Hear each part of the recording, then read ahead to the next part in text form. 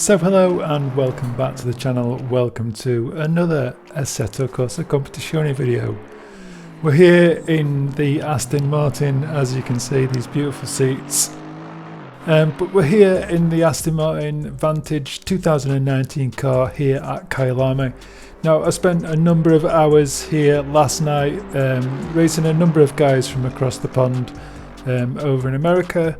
And I've got to be fair, it was a very pleasant evening, lots of characters in the lobby, but a lot of drivers struggling to reach the 141s, and I've got to be honest, I was very happy to hit my first number of 140s in the Ferrari. But rather than just sharing my Ferrari setups video after video, on the night I thought I would jump into this Aston Martin and see what I could get out of it, and I was very surprised, to be honest, that in the first outing, after very minimal setting up time, I managed to hit a very low 141.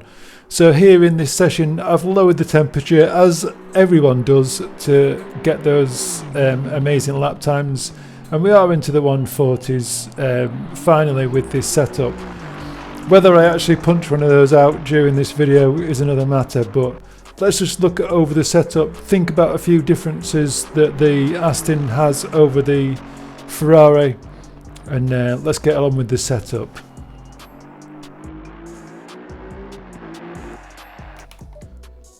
So before we get started, let's just have a quick look at this. The times that were set. Obviously you could see there 140. Not the personal best sets, but a 140.9, but a very consistent 141, I've got to be quite honest. Let's go into the setup. Obviously there's this meta setup that's kicking around. Obviously the toe that we're talking about, so maxed out on the toe. Every car is going to be maxed out on the cambers, and just adding a bit of weight to the wheel. It seems to be quite light through the wheel. Usually I'd run 12 or just under 13 on the Ferrari, but here the Aston needs that tiny bit more just to feel that weight in the wheel. Traction control 3 then, coming off the corners, it seems to be able to be a bit lower than most cars. Normally in the Ferrari I'd be running 6 and I'd be squirming at the rear end coming out of the corners, but the Aston seems to handle 3 quite well. I did drop this brake balance down to the ABS down to 2, so I will use 2 during this session. Obviously I was running 30 litres of fuel during that as well. We can just have a look. The spread across the tyres, we are wearing obviously much more, as you would imagine, through the inner portion of the tyre.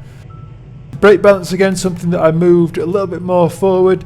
I think initially it comes at around 64 or something like that, but 59 gets a little bit more rotation. Steering ratio definitely needs to be down the lower end. I feel very little response from the steering, I've got to be quite honest.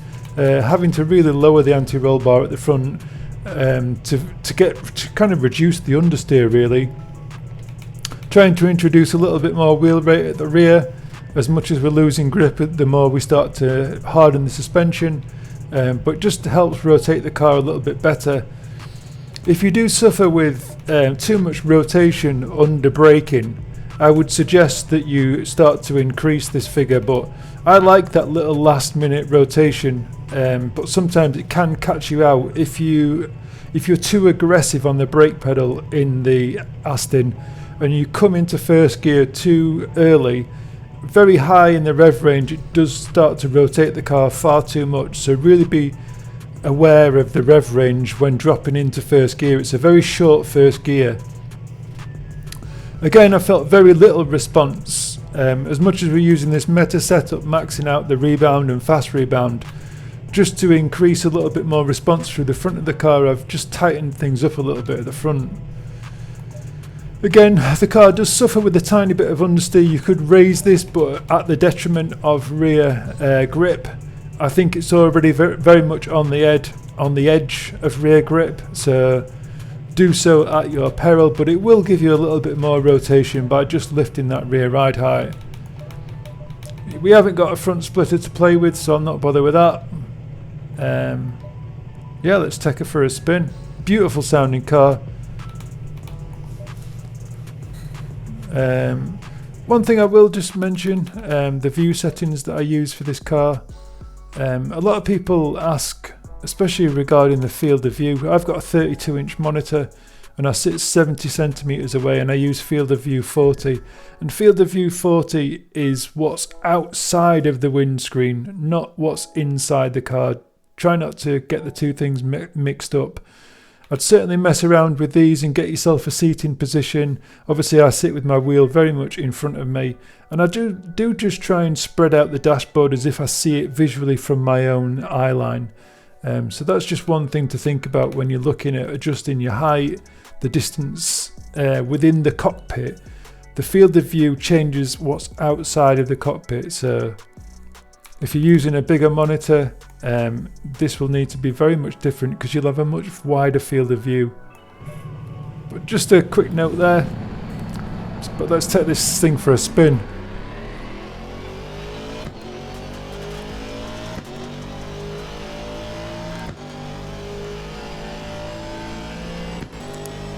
So as you can see, braking at the 100-yard board, changing down to first gear right on this apex. I'll sometimes drop to TC1 here. Brake much earlier than you think for this corner so that you can get the rotation done in stages through this corner, and then hard on the exit. Where the curb just cuts out here, we're just going to drop to third gear, hug this inside curb, switch to TC1 so we get much more rotation on the acceleration, back to TC3, braking down into second gear, picking up this inside curb, and then accelerating off. You could go back to TC1 if you wanted, or stay in 3. A little dab of brake pedal staying in third gear, back to TC1, gives us loads more rotation on the exit. Back to TC3, up and over the hill, braking, trying to use all the circuit, down to first gear, touch of inside curb. Don't necessarily have to touch that curb to get a good exit through that corner. And then a tricky one here, you can either go in the middle of the circuit or you can stick a little bit more to the outside, 2 real lines into this corner. I like to come down to first gear just on the apex, and then it's just a lift off the throttle, turn in and then commit back on the power. Braking at the 50-yard board, down to first gear, get the car straightened up, back to TC1, stop the traction control from impeding that acceleration. So see if we can start to get the tyres a bit warmer, maybe put in a good lap. You can see that rotation that I'm on about as you drop into first gear.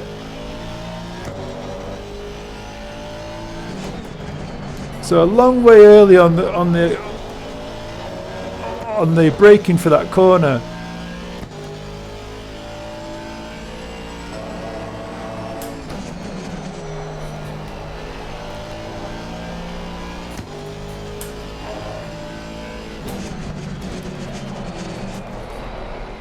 Loads of rotation on the brake pedal. Just a little lift, touch of brake pedals, turn the car back on the power, TC1.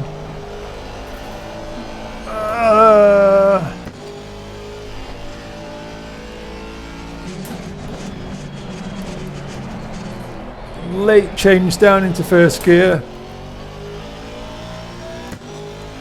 So whenever the traction control's engaging, it's stopping as accelerating.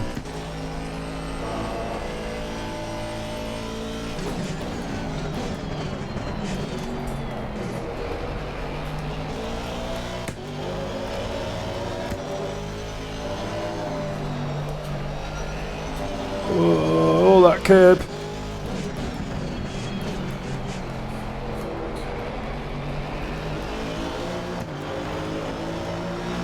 So even this will get you into the 141s, even if it's not into the 140s.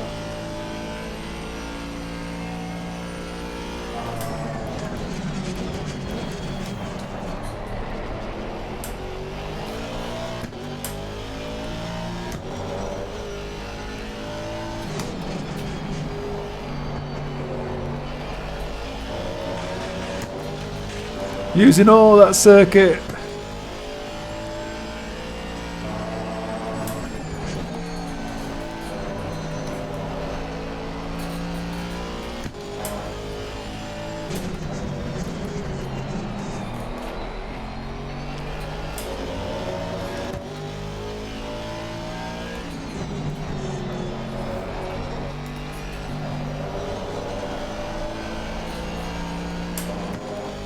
Not too far away.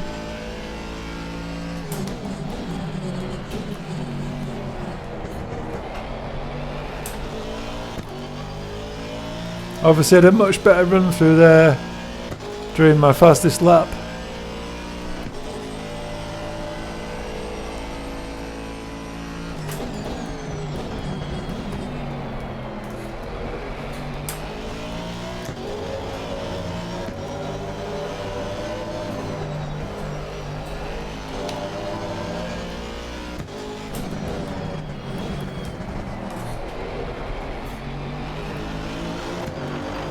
Oh, so close.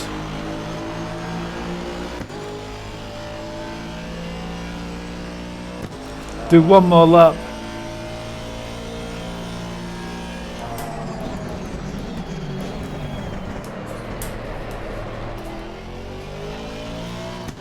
You can see what I'm on about.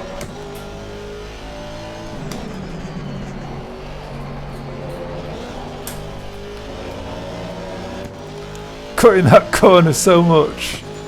Really shouldn't.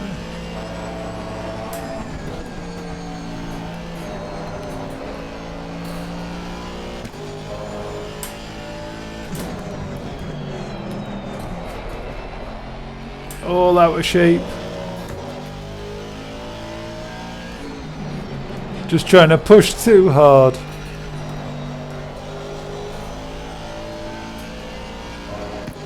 Still a good lap.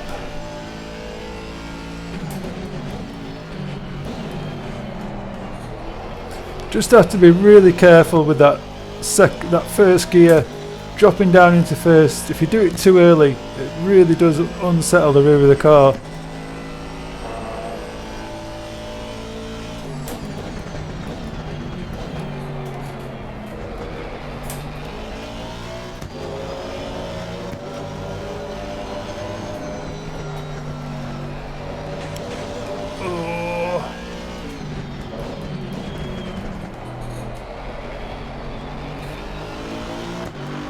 Not the best of laps to end on. Let's have one more lap.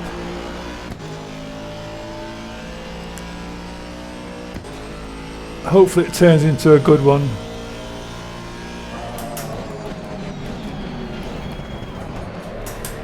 Oh, that little twist. It's not turned into a good one, has it? But let's just go to this setup and see if I can show you how we can remedy that.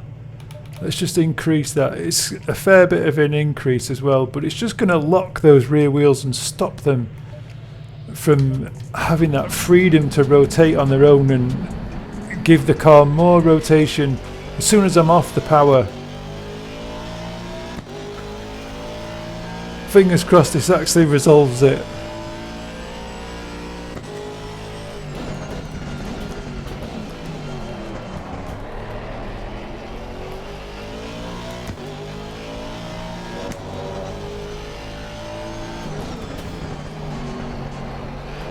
So all that's done on the brake pedal.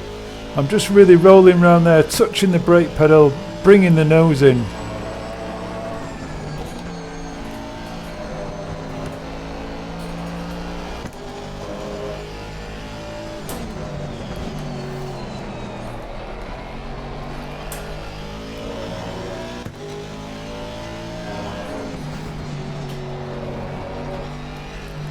Really does attack those curves nicely.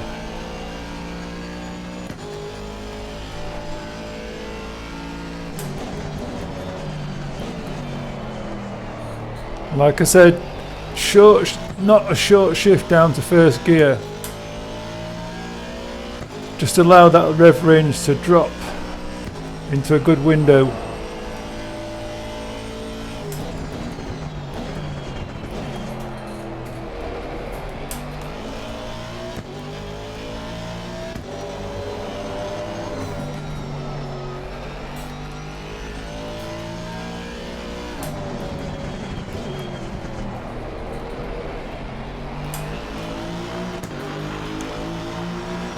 Tyres are just getting into that window.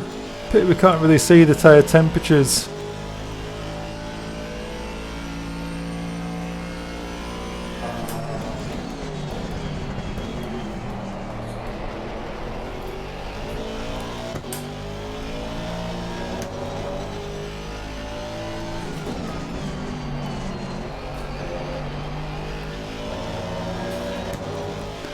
But didn't notice any over rotation turn 1.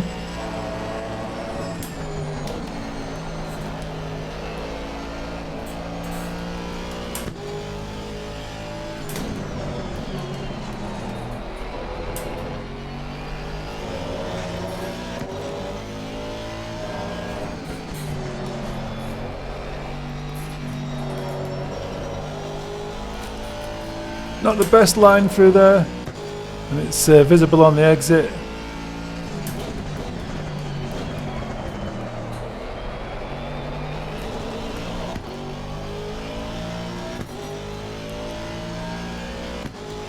Obviously, by introducing less rotation with that preload,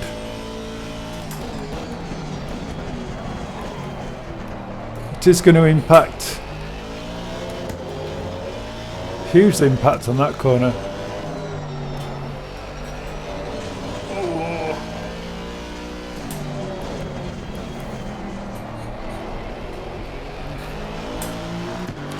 So let's go for it on this lap.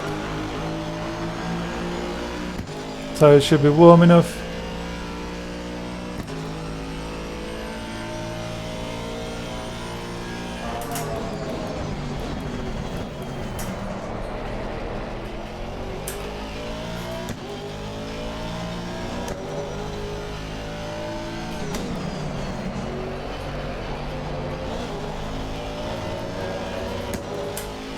Look very much out of control.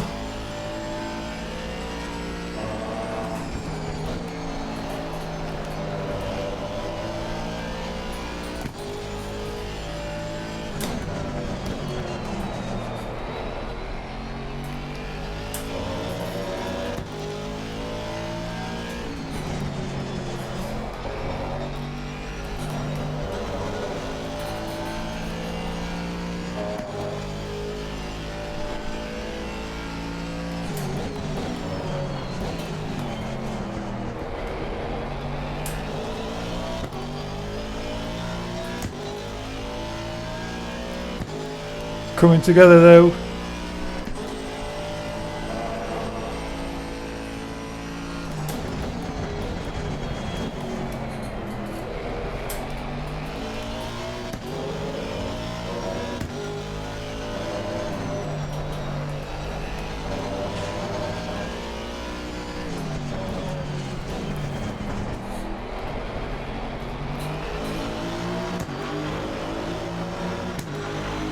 Boom. Across the line for a 149.87. Not too shabby. So on that note, I'll leave things there for this video. I hope you enjoyed the setup. Please do like and subscribe. And if you've got any comments, leave them in the comments section. I'd always enjoy getting back to the comments if you're anyone struggling with anything. But please do press that subscribe button. You know what to do with all the other things, like ring that bell, whatever you do want to do. Thanks for watching. Enjoy the setup. Ciao for now.